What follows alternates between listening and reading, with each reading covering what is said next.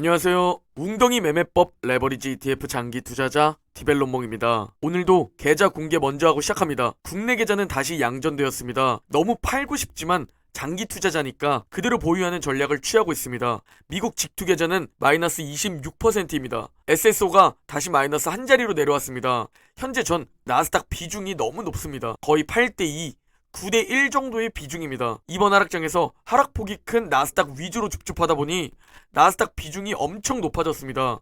그래서 웅덩이 매매법 리밸런싱 구간이 만약 찾아오면 그때 나스닥 비중을 좀 줄이고 S&P 500 비중을 좀 늘릴 예정입니다. 7대3이나 5대5 정도를 생각 중입니다. 바로 웅덩이 매매법 매수 현황부터 공유드립니다.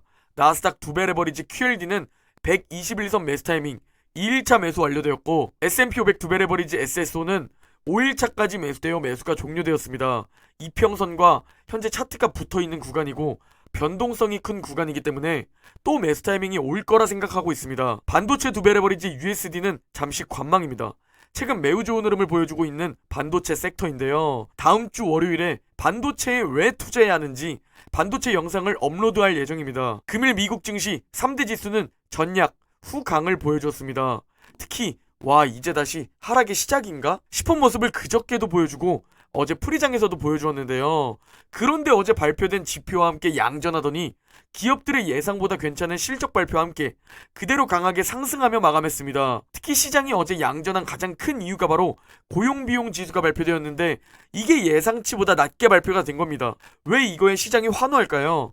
바로 연준이 주의 깊게 보고 있는 지표이기도 하며 이게 바로 임금 상승 둔화로 연결되기 때문입니다. 이 부분은 뒤에서 자세히 공유드리고 금일 맵을 살펴보면 모든 섹터가 상승을 보인 초록초록한 모습입니다. 미국 10년물 국채금리는 3.5%대에 위치해 있죠. 환율은 꽤 많이 상승한 1236원입니다. 그리고 공포지수가 70을 넘어섰습니다. 언제 하락해도 이상하지 않은 수치죠. 자, 오늘 먼저 전해드릴 소식이 바로 어제 시장이 가장 환호했던 지표 고용비용 지수입니다. 이 고용비용 지수는 연준이 바라보는 중요한 지표 중 하나입니다. 왜냐면 이게 임금 상승과 연관되어 있기 때문인데요.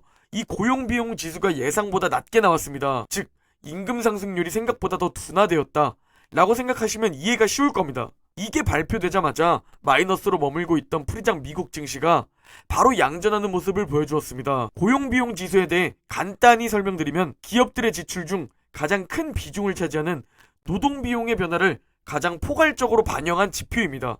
노동비용의 변화를 가장 포괄적으로 반영한 지표가 둔화를 보이고 예상보다 낮게 발표가 되었다는 건 기업과 국가가 지급하는 노동비용이 예상보다 덜 상승했다는 얘기겠죠? 그리고 이는 임금 상승률이 생각보다 더 둔화될 수 있다 라고 시장은 호대로 받아들이는 것이고 주식시장은 이걸 어디까지 생각하냐면 연준이 주목하는 지표이기 때문에 다가오는 새벽에 파월 연준의 매파적 스탠스가 줄어들 수도 있다 라고까지 반영하는 겁니다.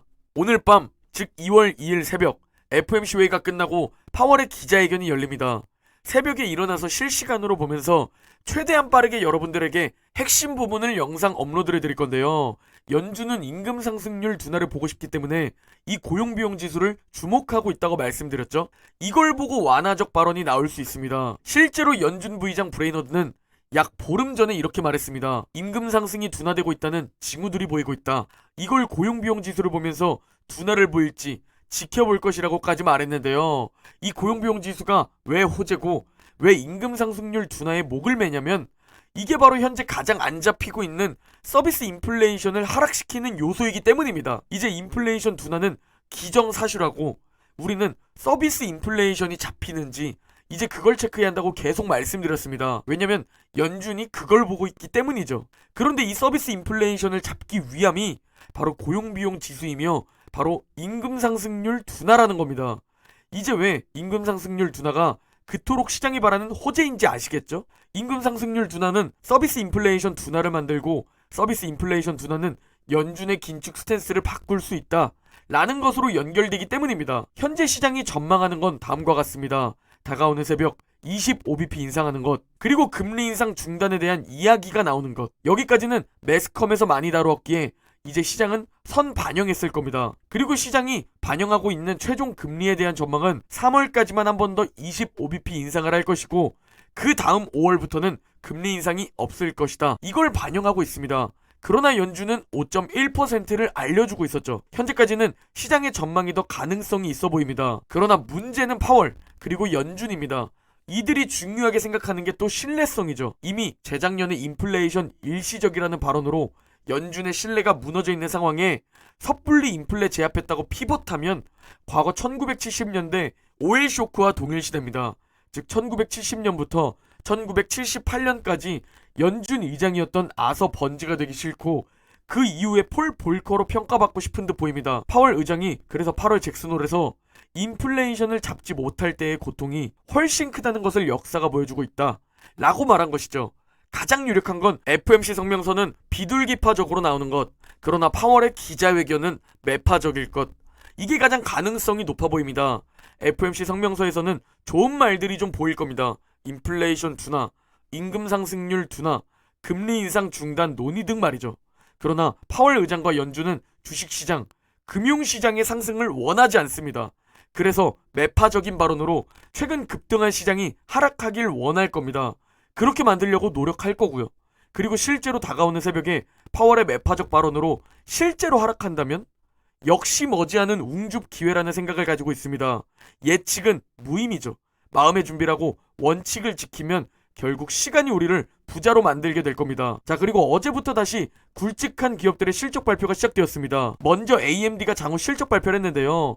1% 상승하는 모습을 보이고 있습니다. EPS와 매출 모두 예상치를 상회했고 데이터 센터 매출이 예상치를 상회, 그리고 게이밍 매출이 예상치를 상회했습니다. 반도체 사이클 진짜 올해 하반기가 바닥일까요? 그리고 선반영하는 주식시장 반도체 주가는 이미 바닥을 찍은 걸까요? 그리고 장후 또 발표된 게 바로 미국 증시의 최대 골칫덩어리 스냅의 실적 발표입니다. 일단 발표하자마자 화면을 보시면 아시겠지만 14% 급락하고 있습니다. 스냅이 폭락하면 구글과 메타도 급락할 가능성이 높습니다. 스냅 실적 발표를 살펴보면 EPS는 예상치를 상회했지만 매출이 예상치를 하회했습니다. 그리고 1일 사용자가 예상치를 하회했고 또 사용자당 평균 매출이 예상치를 하회했습니다. 거기에 최근 경제 역풍으로 광고 매출까지 하락했죠. 이게 같은 광고 기업인 구글과 메타 주가에 영향을 오늘 줄 겁니다. 그리고 맥도날드의 실적 발표입니다. 개인적으로는 실적 발표는 좋았다고 판단했는데 주가는 하락했습니다. 매출과 EPS 모두 예상치를 상회했으며 특히 모두 어려운 상황이기에 저소득층의 방문이 늘었다는 것, 거기에 올해 완만한 침체가 찾아올 것이라는 것, 그리고 마진을 압박할 것이라고 밝혔습니다. 다음으로 GM의 실적 발표입니다. 실적 발표 무려 8% 급등 마감한 GM입니다. 매출과 EPS 모두 예상치를 상회했고 공급난이 완화되면서 올해 EPS가 예상치를 상회할 것이라고 발표했습니다. 그리고 마지막으로 엑손모빌입니다. 2% 상승으로 마감했는데 매출이 예상치를 하회했지만 EPS가 예상치를 상회했습니다. 그리고 작년 순이익이 역대 최고를 기록했다 라고 밝혔죠. 최근 S&P 500 기업들의 실적 발표를 살펴보면 우리가 강세장이라고 부르고 누구나 주식하면 돈 번다, 가스닥, 미국 주식은 신이다 라고 불릴 때가 기업들의 실적이 서프라이즈를 많이 보였고 그 이후 어닝미스 비중이 조금씩 늘어나는 게 보입니다. 결국 주가는 기업의 실적을 선반영하는 것이죠. 그리고 재작년에 미친듯이 하락하며 마이너스 20%를 보였었습니다. 재미있는 통계 자료가 있어서 가지고 왔습니다. 지난 연도에 하락으로 마감하고 그 다음에 1월에 5% 이상 상승한 애들을 모아보니까 올해를 제외하고 총 5번이 있었다고 합니다. 그리고 이 5번의 그의 수익률을 살펴보면 모두 20%를 넘겼다는 겁니다. 그리고 올해가 바로 그 해입니다. 과연 통계 데이터처럼 올해 20% 이상 상승 마감할까요? 그렇게 되면 우리는 5줄 구간에 돌입할 텐데 말이죠. 우리는 두 개의 시나리오 모두 긍정적으로 생각하면 됩니다. 만약 통계 데이터처럼 20% 이상 상승하면 우리는 5줄 구간에 돌입하며 그동안의 고생을 보상받으면 되는 겁니다.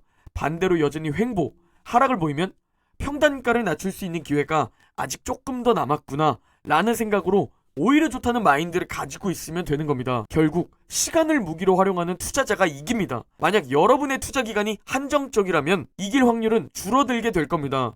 그러니 최대 오래 보유해야 한다. 최소 5년은 보유해라. 10년 이상 장기 투자 라는 얘기를 하는 겁니다. 5년 보유한다고 가정하면 지금의 금리 인상, 금리 인하, 그리고 경기 침체 하나도 무서울 게 없는 겁니다. 오히려 땡큐라는 마인드를 가질 수 있죠. 그러니 우리는 시간을 활용하는 투자자, 세월을 활용하는 투자자가 됩시다. 5줄 구간에서 여러분의 진짜 자산이 점프하려면 지금 웅덩이에서 계속 줍줍해야 합니다. 5줄 웅줍 투자자가 되길 바라며 오늘 영상 마무리하겠습니다. 감사합니다.